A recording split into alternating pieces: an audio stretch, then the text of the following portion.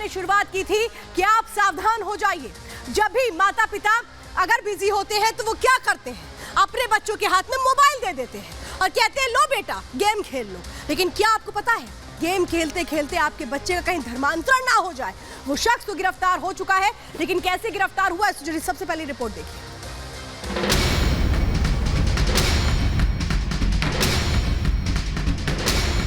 वो आ रहा है, वो महाराष्ट्र पुलिस के हत्या चढ़ चुका है, वो रास्ते में है, उसे लाया जा रहा है।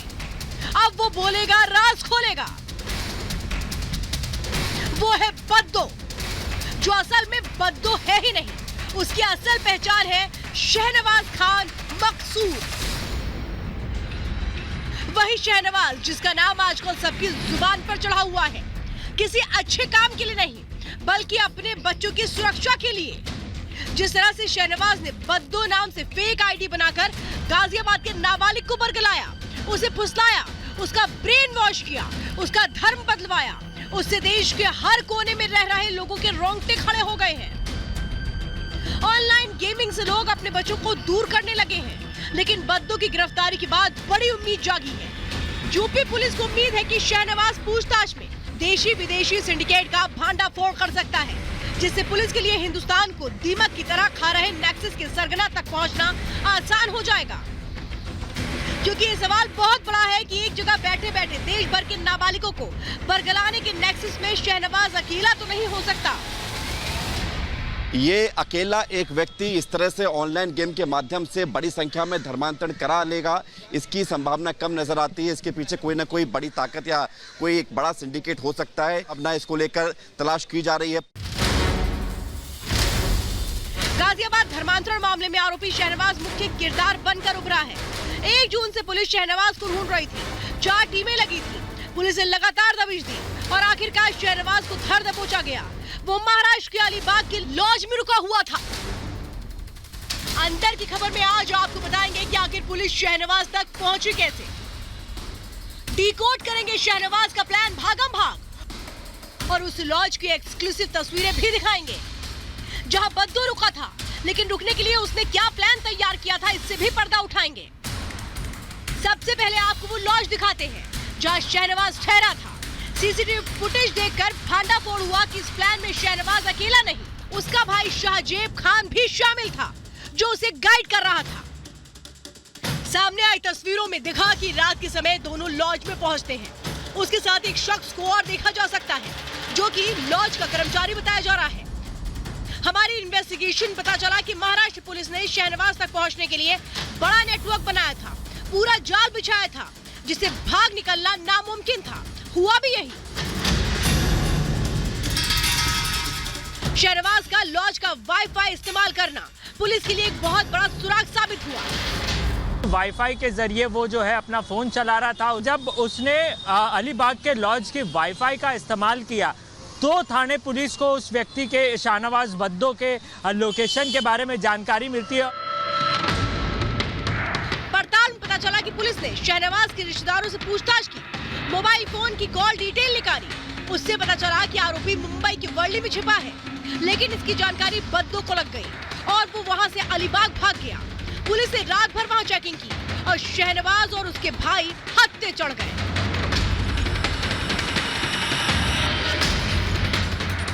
पुलिस की टीम लॉज पहुंची तो वहां बड़े खुलासे हुए।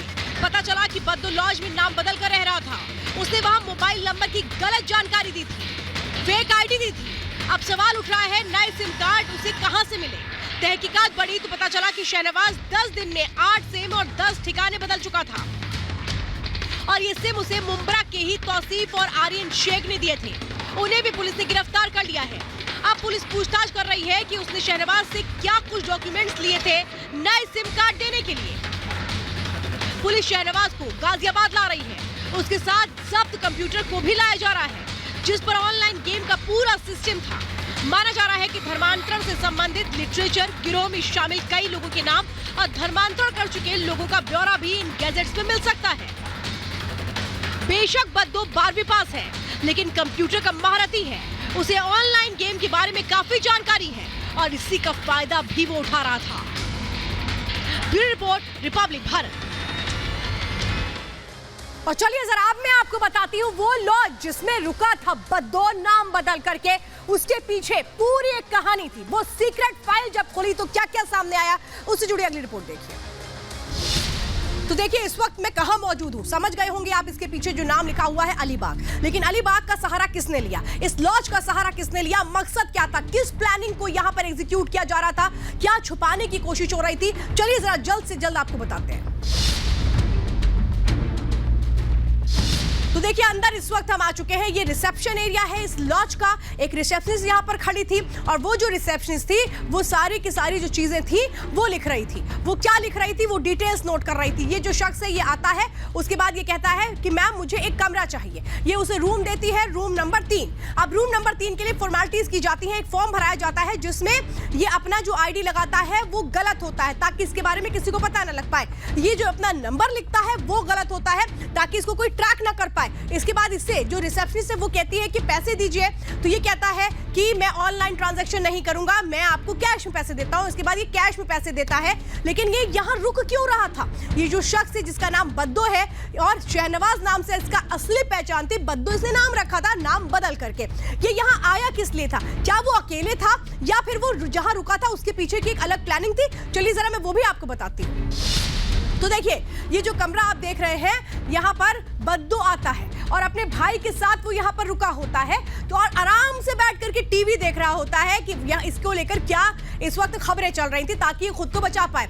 ये मुंबई के जो वर्ली है वहां पर खुद को रुकाता है। मुंबई का जो वर्ली है वहां से लोग भाग करके कहाँ आते हैं, अलीबाग आते हैं। मुंबई के वर्ली से ये अलीबाग आते हैं और इसके बाद ये सोचते हैं कि अब हम तो यहाँ पुलिस से बच जाएंगे। लेकिन आपको पता है इस रूम में कौन आ जाता है, क्या आपको ये पता है कि यहाँ पर देखिए पुलिस आ जाती है। उसके बाद जो पुलिस है उसको पता लगता है कि इस लॉज में रुके हुए हैं और ये कैसे ट्रैक किया जाता है। यहाँ जो ये रूम है इसका वाईफाई इस्तेमाल किया था बद्दो ने। यही पुलिस को एक बहुत बड़ा सबूत के तौर पर हाथ लगा और पुलिस ने इनको यहाँ पे आकर गिरफ्तार कर लिया। लेकिन गिरफ्तार करने के साथ वो बड़े खुलासे क्या हुए वो भी आपको बताते हैं। तो चलिए जरा एक और बड़ी जानकारी इस वक्त मैं आपको देने जा रही हूं कि ये जो बद्दो था ये कहता क्या था बच्चों से, ये कैसे इसने एक पूरा का पूरा गेम प्लान तैयार किया था और उसके पीछे का जो मकसद था वो बहुत खास था। और वो मकसद क्या था समझिए आप, बद्दो ने ऑनलाइन गेमिंग ऐप तैयार किया था। बद्दो ने इसको खुद डेवलप किया था क्योंकि इसके पीछे उसका एक मकसद था। वो अपनी रैंकिंग को इस गेम में सबसे ऊपर रखता था जिसके से जरिए वो बच्चों के साथ चीटिंग करता था। जब बच्चे खेलते थे वो दिखाता था कि नहीं वो तो जीत रहा है। कभी भी जब भी उसका मन होता था इस गेम में अपने अनुसार नियम बदल देता था, बच्चों के साथ बेईमानी करता था क्योंकि बच्चों को वो डर दिखाता था। चैट कर बच्चे उससे तकनीक पूछते थे कि भाई तरीका बताओ कि हम जीत कैसे सकते हैं, हम नहीं हारे, इसके तरीके बताओ। तो इसकी आड़ में क्या करता था बद्दो, अब अगली जानकारी मैं आपको बताती हूँ। इसकी आड़ में वो क्या करता था, चैट की में जब बच्चे उससे पूछते थे जीतने के तरीके बताओ तो वो उसमें इस्लाम की बातें करता था, बच्चों को झांसा देता था। लेकिन सिर्फ ये कहानी यहीं तक नहीं थी, कैसे वो बच्चों के साथ एक बहुत बड़ी प्लानिंग कर रहा था, कैसे बच्चों के साथ उनके दिमाग को वो समझते हुए उन बच्चों को छलावा दे रहा था और हर तरह से ये बताता था कि तुम जीत सकते हो। उनके मन में डर भर रखा था उसने। लेकिन ये जो बद्दो है इसने क्या क्या खुलासे किए पुलिस की गिरफ्त में, उससे जुड़ी रिपोर्ट देखिए।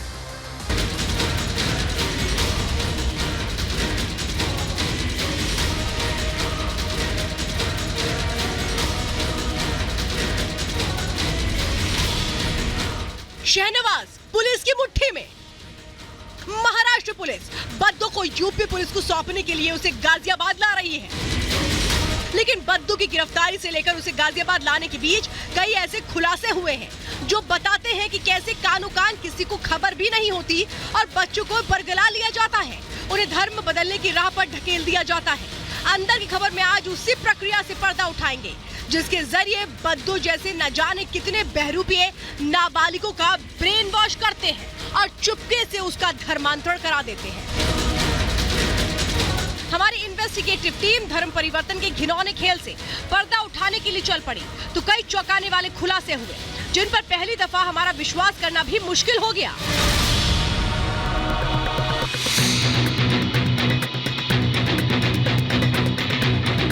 पता चला कि बद्दो बच्चों को बरगलाने के लिए उनके दिल और दिमाग में जहर घोलता था, डर, खौफ, दहशत फैलाता था और जब वो इसमें कामयाब हो जाता तो उनसे इस्लाम कबूल करवा लेता था। बद्दो ने पूछताछ के दौरान खुद इस बात को कबूला।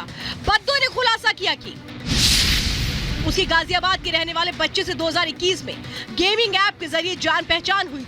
दोनों बात करने के लिए डिस्कॉर्ड ऐप का इस्तेमाल करने लगे। फिर दोनों के बीच फोन पर बातचीत होने लगी। एक वक्त ऐसा आया कि बच्चे ने गेम खेलना बंद कर दिया, लेकिन फिर 2021 के आखिरी महीने यानी दिसंबर में दोनों वैलोरेंट गेम खेलने लगे। इसी के बाद धर्मांतरण को लेकर पहली बार दोनों के बीच बातचीत हुई। जाकिर नाइक के भाषणों पर चर्चा हुई। यहीं से नाबालिग इस्लाम धर्म की तरफ प्रभावित हो गया।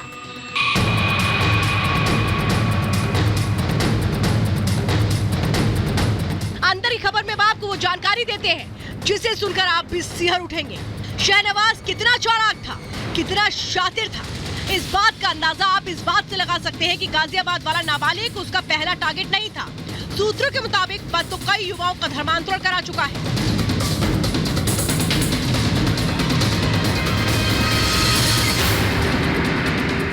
जब इस पर हमारी पड़ताल आगे बढ़ी तो पता चला कि ये धर्म परिवर्तन बद्दो के गिरोह ने 5 राज्यों में करवाया था।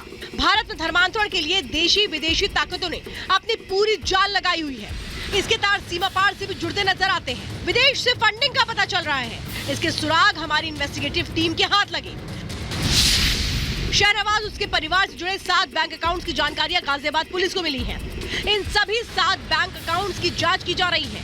बैंक अकाउंट्स में कई ट्रांजैक्शंस मिले हैं। इसमें कुछ बड़े ट्रांजैक्शंस भी हैं। साइबर टीम जांच कर रही है कि ये पैसा कहां से आया और किसने भेजा।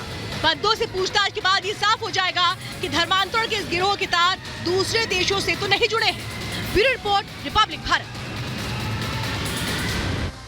तो देखिए कैसे बचपन का भस्मासुर बना हुआ था ये बद्दो। जो बद्दो था वो बच्चों के साथ कितना बड़ा खेल कर रहा था वो मैं अब आपको बताती हूँ। शहनवाज का ये जो जहरीला दिमाग था इसमें था क्या, हिंदू बच्चों को बद्दो क्या कहता था, अब ये सुनिए। इस्लाम कबूल लिया तो तुम कभी गेम नहीं हारोगे, ये बच्चों से वो कहता था। बच्चों के मासूम मन से खेलता था क्योंकि हर बच्चा डरता है कि वो हार ना जाए और इसी डर का फायदा उठाता था ये बद्दो। मन में हारने का डर भर देता था कि अगर इस्लाम नहीं कबूलोगे तो तुम गेम हार जाओगे। हारने का अंजाम क्या होगा इसकी धमकी देता था बद्दो। 5 वक्त की नमाज पढ़ने के लिए कहता था बद्दो, यानी कि धर्म परिवर्तन की तरफ बच्चों को ले जा रहा था। डिस्कॉर्ड ऐप से वो ऑनलाइन बात करता था ताकि कहीं भी कोई भी इस बातचीत को ट्रैक ना कर सके। तो ये पूरा का पूरा जहरीला दिमाग जो चल रहा था बद्दो का वो है। अब ये जिहादी प्लान क्या था ये आप समझिए।